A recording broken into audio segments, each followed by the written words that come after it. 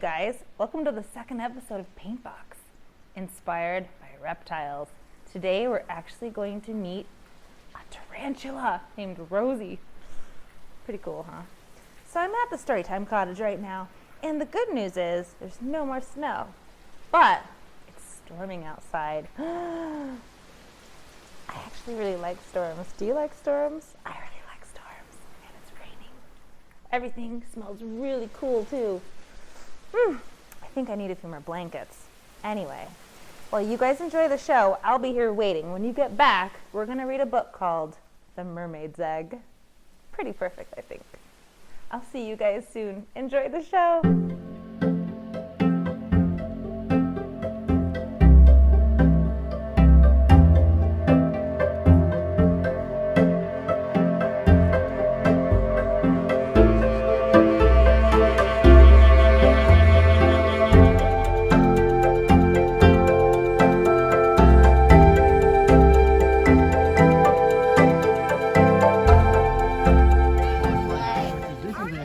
Wow, so he's missing a leg there. Wait, can they go back or no? No, they can't. So Coco, can you tell us what kind this is? Hi everybody. Today we're with a Russian tortoise. This guy's name is Scratch, and he lost his leg to a reptile. Yeah. He's so cute. Right there. That's How do I So just pick him up. It's okay, pick him up. He won't hurt you at all. And gently set him into his little container there. Good job. Yeah, see? Well, that's my first time ever picking up a turtle. So Zavi, who did you meet over here? You met them. Well, this is Matt. Matt the Loch Ness You know Monster. Matt. That's pretty dirty. Pretty good. You can discover where they are. The What- Western toad. What is Matt exactly? He's a bearded dragon. Bearded dragon. Wow. Don't give him. He's just hanging out. He's like still as a statue. All right. So what are you holding here? A tarantula. Yeah, Wow. the rose hair tarantula from Chile. Yeah, there's a lot of misunderstandings about. Yeah, because tarantulas are such nice animals. They're often used in the horror films because they're such good stunt doubles. Yeah. I mean, they're so cool. So that's the rose hair right there. They don't really like to be pet too much because they do feel the world through vibrations in their hair. And if you pet them too vigorously, they might think that they're getting attacked. But you can touch one or two hairs there if you want to. Okay, now what did you want to say? I heard that they could shoot out one of their hairs Mm-hmm. and it would hook onto your eyelid or something. That's right. They shoot the hairs out of their back and try to get them into your eyes. Then they rear up with their fangs, and then they also have a bite that's not too venomous but enough to be sting. But the little guys, like the very famous hourglass black widows, have a lot of venom, and they're very delicate. These guys are strong and have just a little venom. Jeez, he really likes that grass. Yeah, he's chowing down. My mask actually smells like That's really beautiful. Wait, is Matt? I think it's second. He kind of looks like my dad, especially his head. Wow, did you know second grade? He's getting major never-ending story vibes. Oh, cool. Now it has to be stuck in the grass. Give him grass and carrots. He's a carrot. He's technically vegetarian.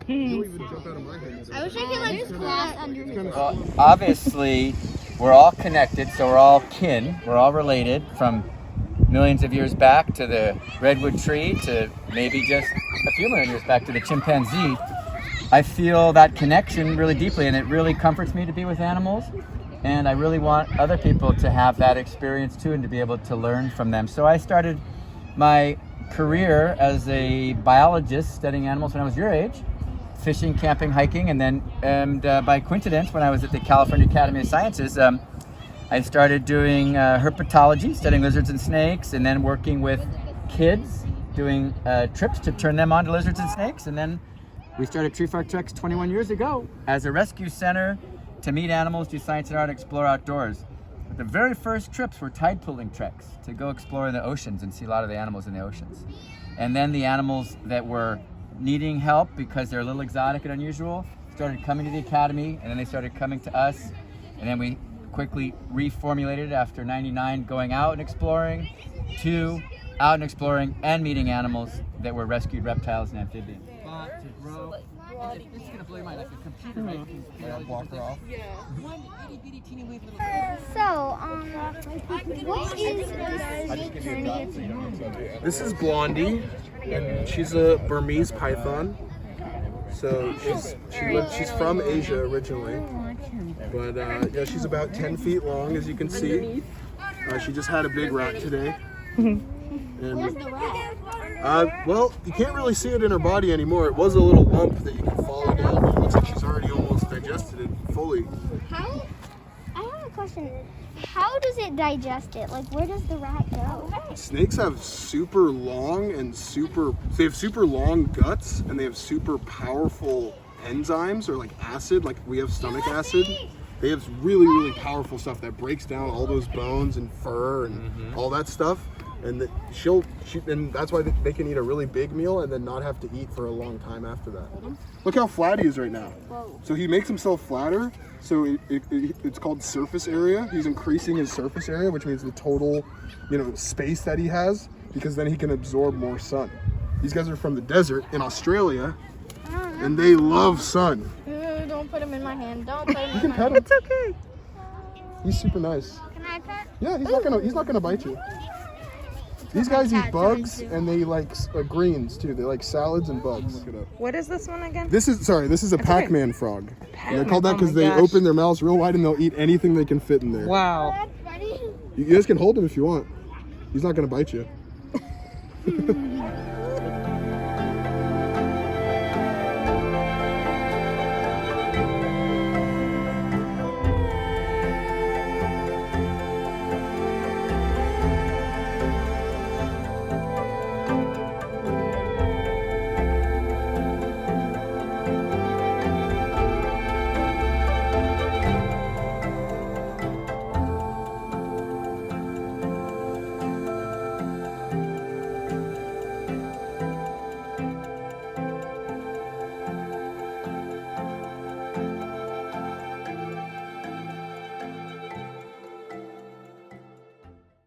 All right, you're going to make a seahorse? I'm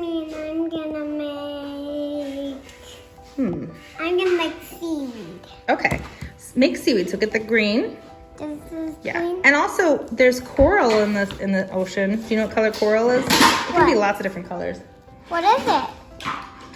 Is it So you can use like, all sorts of colors. I mean, you could even use purple, orange, blue, whatever. So next, I'm actually gonna show you how to make some seashells, okay? There's different kinds of seashells, right?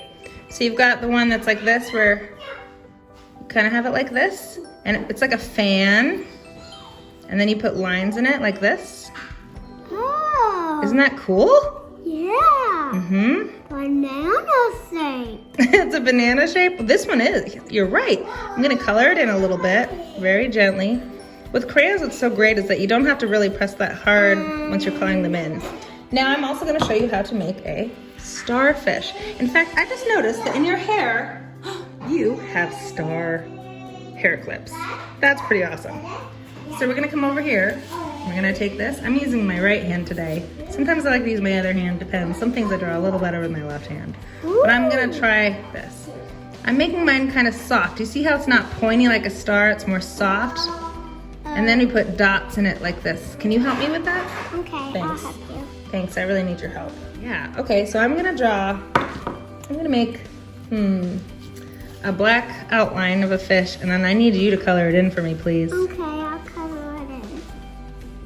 There's this little eyeball. Can you color it in? Yeah, but other way. Sure, whatever you want. So now we have our clean brush. It's nice and big, it's not too tiny. You don't want a small brush for this, you guys. We have our watercolor that we're mixing together. Mixing. Do you know the mixing song, Savannah? Mixing. Mix, mix, mix. Mix, mix. Mixing. Mix. Looks about ready. You're going to dip your brush in the watercolor paint. Can you dip it again? And you're going to cover your crayon. Get it all over. Start coloring over the crayon to see what happens too. It's a really cool effect. Wait, And yeah, you're gonna go right over the whole picture. Wait, me? See, I'll show you. This is what happens. Watch. You take your paint. When you paint over it, the crayon kind of comes through. How cool is that? Good. Isn't that good? Yeah. Yeah. Can you get into it? It's cool, right? That's very cool. So it's very cool. No, I like the purple. You like the purple? Yeah. Yeah. Pretty. It's like violet. It's like violet. So do you like this art project? Yeah, I like it. You like it? Would you do this again? Yeah, I will do it again.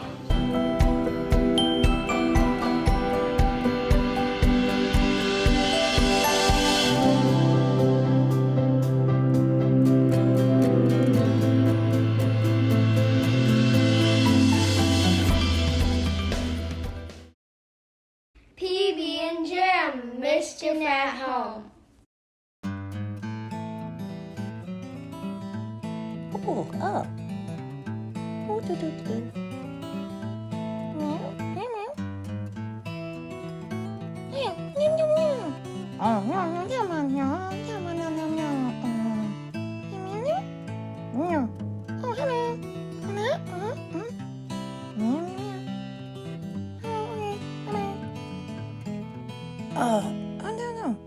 Don't go home. Yeah. Oh, no. Huh. Oops. Oh, no. Ah, oh, no. Oh, no. Oh, yeah.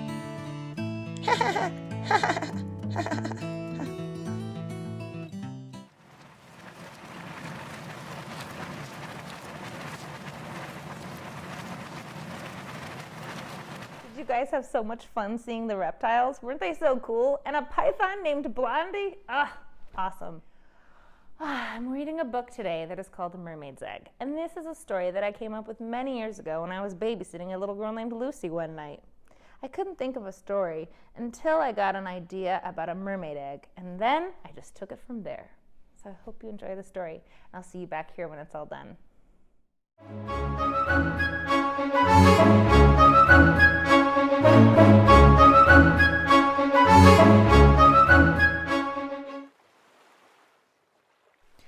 There once was a lovely little fishing village with the most wonderful folks living on it. In this lovely village, people could be who they wished and do as they wished. Many men liked to cook and paint, while many women liked to build and fish. One woman named Maud happened to be the best at fishing, even on stormy days. But Maud lived all alone in her little house, and was sometimes lonely watching all the other happy families. But one day, while out on her boat, she spotted something glowing in the water below. She used her net and scooped up the most beautiful glowing green egg. "I will take this home and keep it warm," she said. She placed it on her cozy bed.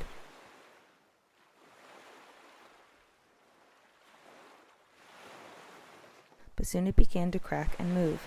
Out of the egg came a tiny cry.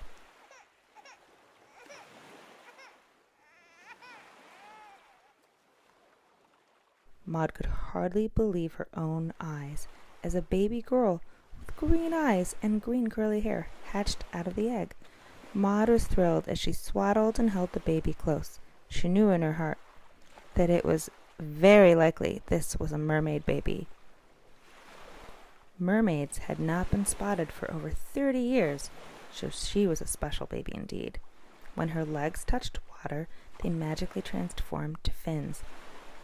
And when they were dry, they were legs like any child had. Maud kept the baby as her own and pretended she was human, naming her Emerald. As Emerald grew and stepped into the sun, her green hair turned red. She made many friends at school and lived a wonderful life with her mother Maud. At school, she appeared as a regular child.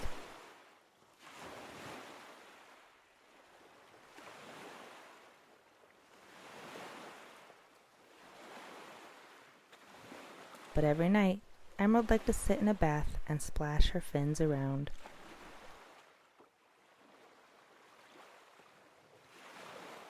When Emerald was 11 years old, a mysterious woman arrived on a boat. She had beautiful red hair and green eyes. She said she had dropped her special necklace into the water just before reaching the island. If any of the fishing folks could find it, she promised a treasure. Many tried, but failed. Emerald, however, knew she could swim and easily find the necklace.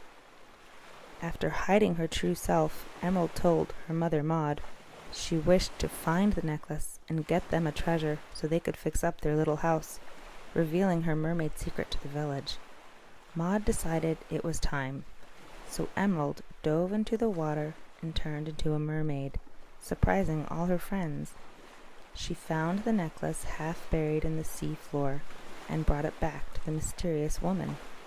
The woman revealed to Emerald that she was the same as her, and the necklace was just a test. She offered Emerald 2 choices. 1, come back to the sea with her forever, or 2, take the treasure promised and stay on the island. Emerald looked around her and saw her many friends and the face of her mother. She chose to stay, but did not want any treasure. The woman smiled and gave the magic necklace to Emerald. This is yours to keep. It has magic inside of it that will help you find other mermaids one day. You must keep it safe. Emerald promised she would. The woman sailed away.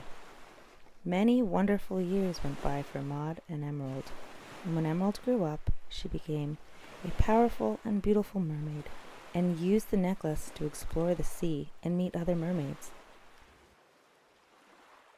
But her true home was always the tiny island.